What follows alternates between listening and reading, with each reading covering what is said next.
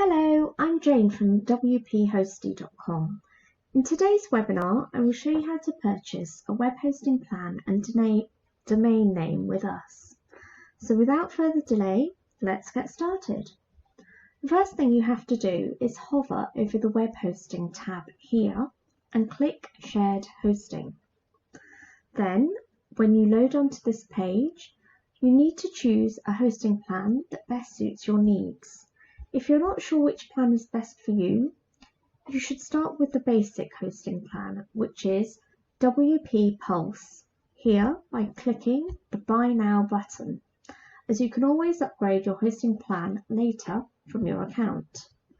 Once you arrive on Choose a Domain page, you will have three options. Choose the Register a New Domain option, as you will need to purchase your new domain name if you don't already have one. You type in the name of your website in the first box and choose an extension for your domain name from the drop-down menu in the second box. Then click the Check button. Once this is loaded, click the Continue button. This takes you to the configuration page. Here you can choose if you want to purchase your hosting plan for the whole year, which is the more cost-effective, or choose the monthly plan by selecting it from the drop-down menu, like so. Next is the Available Add-ons section.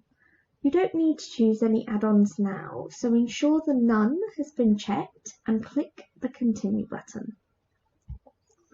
Once you're on the domain's configuration page, you can skip any of these three options to the domains. However, we recommend the ID Protection add-on is something you tick, as it hides your data to the public and adds an extra layer of security against spam email as well as identity theft. Then click Continue, and this takes you to the Review and Checkout page. Once you've checked the details, click the Checkout button. Here, add your personal information and billing information and click Complete Order button, making sure you tick the Terms and Conditions box. There, you've now successfully purchased a web hosting plan and domain name with wphosty.com, and now you'll be directed to your account where you can manage your website. I hope you found the tutorial useful. If you like this webinar, please make sure you subscribe to our YouTube channel by clicking the subscribe button below for more tutorials.